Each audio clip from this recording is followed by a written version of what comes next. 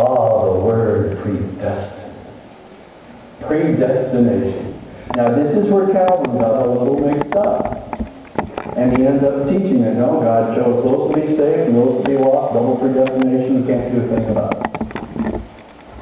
Let's look closer at this word, shall we? For those whom he foreknew, what can we translate in there? For those whom he loved ahead of time, he loved before. What did he do for those? He also, what did he do? He predestined them. And what does the word predestined mean? The word itself, again, I hope I'm not getting too much into a classroom that it bores you. But the word itself, prorizo, means to decide upon beforehand. Those he loved ahead of time, he now decides ahead of them beforehand. He decides something very, very important about you and I. And he did this ahead of time. What does he decide ahead of time? What's he decide? The whole thing. Notice the next. He decides ahead of time that those who love him, he decides that he's going to help them become conformed to the image of his Son. He decides ahead of time, when you love him, all those who love me, God says, I'm going to conform them to the image of Jesus. Wow. I thought I had to do that. I thought there was this big list, and if I worked on the list long enough, finally God will accept me, because he finally says, what? Okay, you've worked yourself, now you're Christ-like.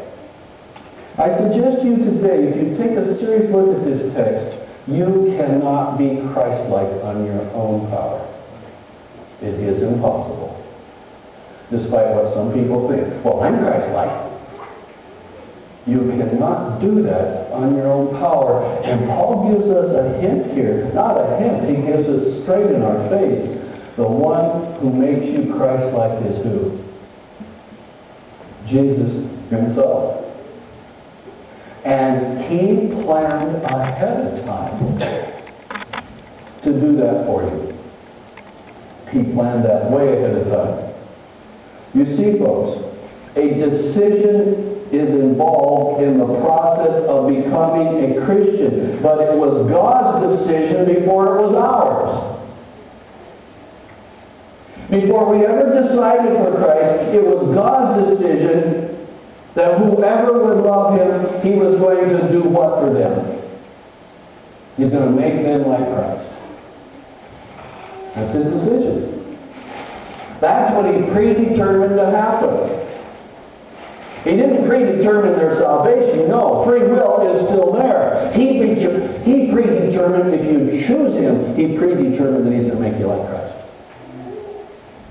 That's the predestined, to decide upon beforehand. This is Paul's explanation. And what it means is, our decision is influenced by his decision to first love us. When you learn that Jesus first loved you before you had any response to him, he first loved you, then in that plan of salvation, you respond by what? Loving him. He first loved me, and now I am returning that love. And so, notice the text, and this is Paul again, Ephesians 1:4. Just as he chose us in him before the what? Before the foundation of the world, that we would be what? Holy and blameless before him in love, he predestined us. And so he predetermined, I'm going to make them like me. And that plan was, when was that plan formulated? What's this text say? plan formulated? Before the what? Foundation of the world. In other words, where was that plan cooked up? Where was that plan affirmed? It was in heaven before what? Before this earth was even created. He had this plan. And this is what Paul is talking about. Paul is trying to tell the Romans and us that our salvation is all about God, not about us. What's he saying here? It was God. It was God. It was God all the way through. Your salvation was God. It wasn't you. It was God.